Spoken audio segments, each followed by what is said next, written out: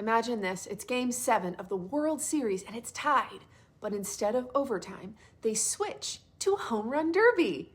Or it's the Super Bowl and it's tied, but in overtime, they switch to 7-on-7 flag football. Or this would be good, the NBA Finals, but instead of OT, they go to a 2-on-2. And when still tied, they each pick a player on their team to compete in a game of horse. That all sounds stupid, right? Well, not to hockey, it doesn't. The Olympic gold hockey finals should not be decided by 3-on-3. There are some games where spectacle is fine, and then there are games that demand integrity, and the Olympic gold medal game in hockey should be one of those games. And 3-on-3 overtime, it just has no business deciding it, and I'm going to tell you why.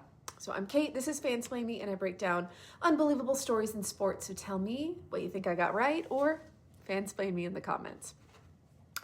In the NHL regular season, 3-on-3 in overtime, I get it. It makes sense. It's January, it's a Tuesday, you have to show up to work the next day, and we need to get this show on the road. You don't want games running until 1:30 in the morning. People have lives. You got to get the kids to bed, and TV schedules exist, of course, where advertisers have paid for their spot in the infomercial coming up next. All fine. But when it comes to the Stanley Cup playoffs, well, there's no 3-on-3. There is no shootout, no gimmicks, right? It's just 5-on-5, full periods with sudden death. And if it takes 2 overtimes, it takes 2. If it takes 3, it takes 3.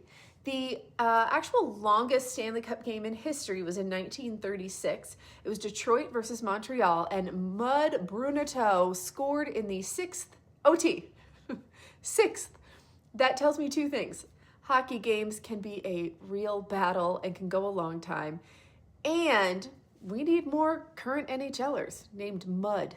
Anyway, it has always been you win as a team, you lose as a team, you live or die as a team because hockey is a team sport.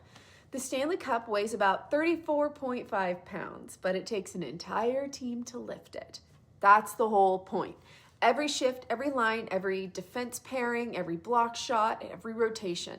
And when someone wins that cup, it was decided playing the same structure that they played all season. The integrity of the sport never changes. So let's talk about the Olympics. Everyone knew the rules going in. The schedule was tight. They needed the gold medal game finished before closing ceremonies that evening. That's the logistical explanation throughout the tournament. But logistical convenience, it should not outweigh competitive integrity. It just shouldn't. In regulation and throughout the tournament, teams play 5-on-5. Systems matter, line matching matters, and becomes extremely critical. Defensive layers matter when you are defending against the very best players in the entire world. Forechecking structure matters, right? It all matters. And then suddenly when gold is on the line, it becomes 3-on-3, which is not just less players, well, fewer players.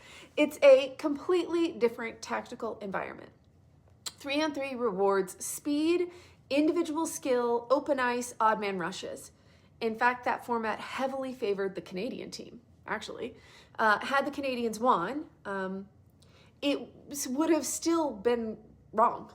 3-on-3 format minimizes depth, structure, role players, and team systems. That's not a small adjustment. That's a different version of hockey. We are now playing pond hockey scrimmage. That's not the same game, right? Albeit exciting for the fans, it's all wrong. In that 2026 gold medal game, the U.S. won fair and square, sure. Connor Hellebuck, damn, he had a hell of a game, stood on his head, erasing the narrative that he can't win big games. That one was, of course, huge. He was phenomenal. Full credit to him. But Canada had chances. Nate McKinnon had many looks and missed an open net that will, I'm sure, haunt him for a very long time. Macklin Celebrini's stick was behaving like a wet noodle, missing many chances tight in the slot, and McDavid had space that he normally buries, especially missing a breakaway. Oof. Taves shooting into the gaping net only to have Hellebuck save it with a last-ditch effort to drop the paddle of his goal stick down. That goes in the net 999 times out of 1,000.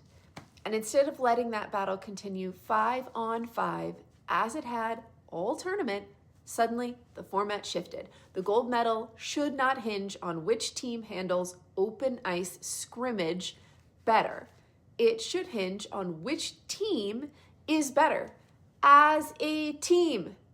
Here's the reasonable solution. If you're worried about time, fine, play one full 5-on-5 sudden death overtime period. 20 minutes. Give them a chance to solve it. If it's still tied, fine, go to a short 3-on-3, I guess. If it's still tied, a shootout, which I hate to solve team sports. I do. But I would be willing to accept 3-on-3 and shootout after we let the teams try and win in 20 minutes of OT. But seriously, give the entire team sport a chance to decide itself as a team before you reduce it. No other sport does this. No other sport. Because every player on that roster gets a gold medal. Not just the 3 skaters on the ice, right?